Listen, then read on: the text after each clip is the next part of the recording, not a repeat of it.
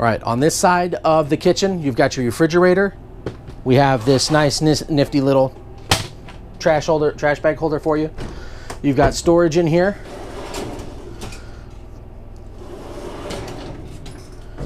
Okay, and your refrigerator.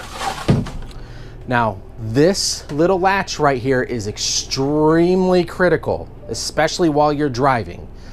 You have to have that latch engaged while you're driving if you have any weight in the door at all. Because what'll happen is, if you don't have that engaged, you hit a good bump, this is gonna come flying open, and whatever you have in there is gonna go all over the place. One of the very first trips we had, I put a gallon of sweet tea in there, I didn't engage the latch, I hit a good bump, and that gallon of tea burst and went everywhere. So just be aware that you have to have this latch engaged while you're traveling, okay? So you've got a nice size refrigerator in here. A nice big freezer as well. We got some ice. The ice maker, unfortunately, is not working. General RV, when they winterized the coach, they didn't winterize the ice maker, and the water line burst to the ice maker. So we've got some ice trays in there instead, but the freezer works just fine for you. Now, a lot of people ask, how can I keep my refrigerator cold at all times? Well, the refrigerator will operate off of 3 different things. If you're plugged into shore power, the refrigerator works.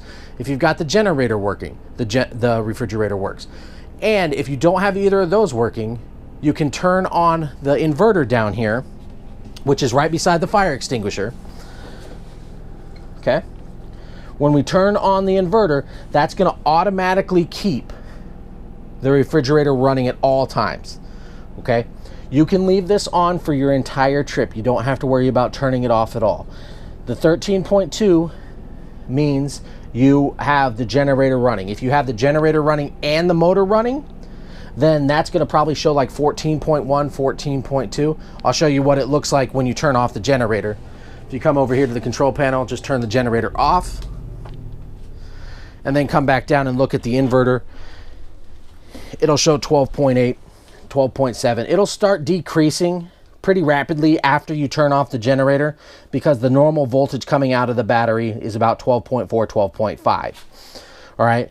Now, if you're operating off just battery power, that's going to start slowly dissipating over time, and it'll dissipate faster the more things that you're using. If you've got the water pump on, if you've got lots of lights on, if you've got if you're running all the TVs, the refrigerator has to cool down a lot, that's going to dissipate very, very quickly. Once it gets down to like 11.4, 11.3, it's going to start beeping at you. All right. When it starts beeping at you, that's telling you, hey, we need some type of external power source, whether it be shore power or generator, to be plugged in so that way your refrigerator doesn't go bad. When that happens, this will flash E02. Okay, and the reason it's already dropping is because I've got lots of lights going. The refrigerator's cooling down. I got all sorts of stuff going on in here. I got the water pump on. So this will dissipate. If you were to operate, a lot of people ask, hey, does this last overnight? Yes, it lasts overnight. As long as you have a full charge on the batteries going into the night, it'll last for 8 to 10 hours easy. Okay, so you'll want to keep this on your entire trip. Okay, if it's off, that's obviously what it looks like it's off.